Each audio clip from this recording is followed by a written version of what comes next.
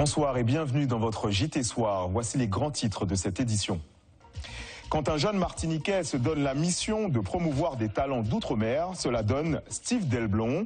Ce manager-tourneur professionnel se bat pour placer nos artistes dans les plus grands festivals de jazz. Place à un passionné de jazz. Steve Delblon est l'un des rares managers-tourneurs professionnels issus des Outre-mer. Sans aide ni moyens, il commence à se faire un nom. Nous l'avons suivi au salon professionnel Jazzhead en Allemagne, fin avril. Louis Haudevas, Sarah Bencherifa. Des curiosités gothiques de la ville de Brême, il n'a pas dû voir grand-chose. Le mois passé, Steve Delblon s'est rendu dans le nord-ouest de l'Allemagne pour participer au salon Jazzhead, le plus grand salon consacré aux musiques de jazz. Quand on est manager-tourneur comme lui, c'est l'endroit où il faut être pour faire son métier.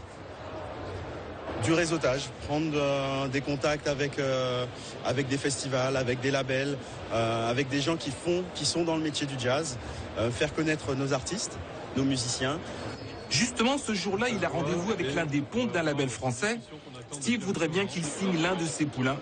Les discussions semblent bien engagées.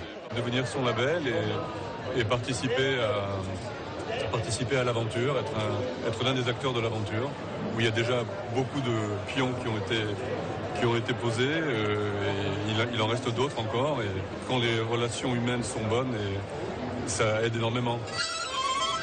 C'est la 4e participation de Steve à ce salon. Sa ténacité lui a permis de gagner le respect du milieu, d'où ce rendez-vous avec cette maison de disques. Et mieux, le soir même, un showcase pour son artiste, le saxophoniste haïtien Joey Homicile et le réunionnais Mehdi Gerville. Il fallait absolument donc représenter toute la scène du jazz français et donc il fallait absolument que les départements d'outre-mer soient au rendez-vous. Steve Delblon peut être satisfait de son travail de longue haleine, ses musiciens gagnent en notoriété. Son prochain challenge, son festival C'est pas du jazz, qui aura lieu à Paris les 20 et 21 mai.